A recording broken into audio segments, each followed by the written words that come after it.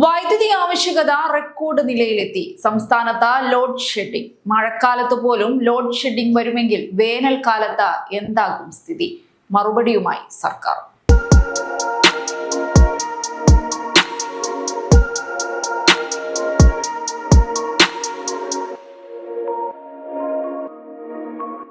സംസ്ഥാനത്ത് സർക്കാർ കൊണ്ടുവന്ന ലോഡ് ഷെഡിംഗ് ജനജീവിതത്തെ ബാധിക്കുന്നതിനൊപ്പം വ്യത്യസ്ത പ്രതിഷേധങ്ങൾക്കും വഴിയൊരുക്കുകയാണ്.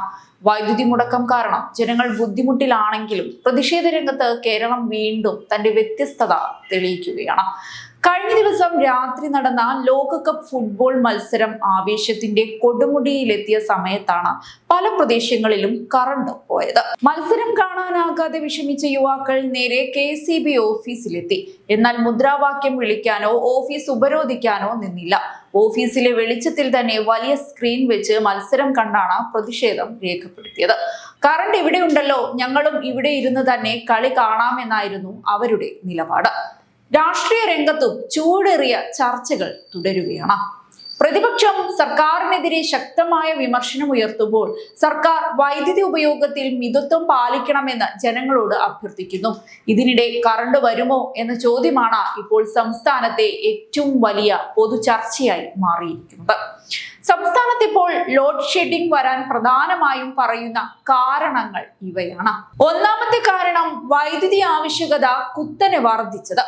ഈ വർഷം പ്രതീക്ഷിച്ചതിനേക്കാൾ കൂടുതൽ വൈദ്യുതി ഉപയോഗം രേഖപ്പെടുത്തിയിട്ടുണ്ട്. AC, ഇൻഡക്ഷൻ കുക്കർ, ഇലക്ട്രിക് വാഹന ചാർജിംഗ് എന്നിവ വർദ്ധിച്ചത് പീക്ക് സമയത്തെ ലോഡ് കൂട്ടി. രണ്ടാമത്തേത് വൈദ്യുതി ലഭ്യതയിലെ കുറവാണ്. സംസ്ഥാനത്തിന് പുറത്തുനിന്ന് വാങ്ങുന്ന വൈദ്യുതിയുടെ ലഭ്യത കുറഞ്ഞതും ദേശീയ തലത്തിൽ വൈദ്യുതി ക്ഷാമം ഉണ്ടായതുമാണ് KCBയുടെ മറ്റൊരു വിശദീകരണം. 3. മഴയുടെ കുറവും ജലവൈദ്യുത ഉൽപാദനവും. പ്രതീക്ഷിച്ചത്ര മഴ ലഭിക്കാത്തതിനാൽ ജലവൈദ്യുത പദ്ധതികളിൽ ഉൽപാദനം കുറയുമെന്ന ആശങ്ക ഉയർന്നിട്ടുണ്ട്. 4. പീക്ക് ലോഡ് മാനേജ്മെന്റ് ആണ്. അതായത് വൈകുന്നേരം 6 മുതൽ രാത്രി 12 വരെ ആവശ്യകത ഏറ്റവും കൂടുതലായതിനാൽ ആ സമയത്താണ് നിയന്ത്രണങ്ങൾ ഏർപ്പെടുത്തുന്നത്. സത്യത്തിൽ ഈ ലോഡ് ഷെഡിംഗ് ജനങ്ങളെ ബാധിക്കുന്നുവെന്ന് പറയാതെ വയ്യ. വിദ്യാർത്ഥികളുടെ പഠനം, ഓൺലൈൻ ജോലി, ചെറിയ വ്യാപാര സ്ഥാപനങ്ങൾ എന്നിവയ്ക്ക് തടസ്സമാകും. ഫാൻ, കുടിവെള്ള പമ്പ് തുടങ്ങിയവ പ്രവർത്തിക്കാതെ വരുന്നത് കൂടുതൽ അസൗകര്യം ഉണ്ടാക്കുകയും ചെയ്യും. തുടർച്ചയായ വൈദ്യുതി മുടക്കം വിവിധ മേഖലകളിലെ ജനങ്ങളെ ബുദ്ധിമുട്ടിലാക്കുന്നു. എന്നാൽ സർക്കാർ എങ്ങനെ ഇതിനെ പ്രതിരോധിക്കും? സർക്കാർ പറയുന്ന വാദങ്ങൾ ഇങ്ങനെയാണ്.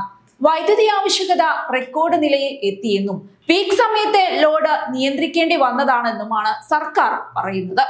കേരളത്തിലെ വൈദ്യുതി ആവശ്യകത 6000 മെഗാവാട്ടിന് മുകളിൽ എത്തിയതായി അധികൃതർ വ്യക്തമാക്കിയിട്ടുണ്ട്. കേരളം ഉപയോഗിക്കുന്ന വൈദ്യുതിയുടെ വലിയൊരു ഭാഗം മറ്റ് സംസ്ഥാനങ്ങളിൽ നിന്നാണ് വാങ്ങുന്നത്.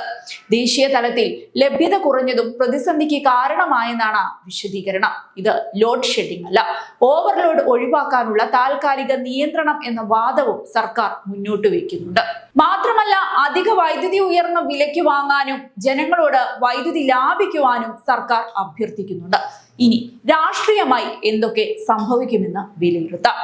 ജനങ്ങൾക്ക് ബുദ്ധിമുട്ട് കൂടിയാൽ പ്രതിപക്ഷം ഇത് മുൻകൂട്ടി പദ്ധതി തയ്യാറാക്കുന്നതിൽ വീഴ്ച സംഭവിച്ചു എന്ന് ആരോപിക്കും. സർക്കാർ അസാധാരണമായ ആവശ്യകതയും ദേശീയ പ്രതിസന്ധിയുമാണ് കാരണമെന്ന് പ്രതിരോധിക്കും.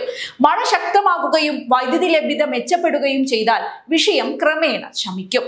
അല്ലെങ്കിൽ ഇത് വലിയ രാഷ്ട്രീയ ചർച്ചയായി മാറാം. നിലവിലെ സാഹചര്യത്തിൽ കേരളത്തിന്റെ വൈദ്യുതി ആവശ്യകത റെക്കോർഡ് നിലയിലെത്തി.